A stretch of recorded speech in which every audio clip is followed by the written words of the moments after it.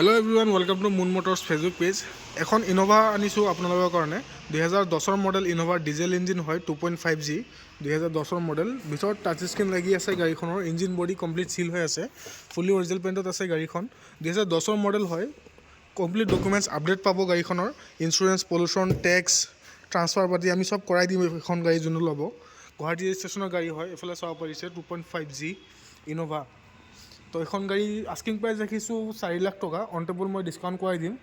কেছত ল'লে কেছত ল'ব লাগিব গাড়ীখন। 2010 মডেল হয়, যিহেতু ফাইনেন্সো নহ'ব।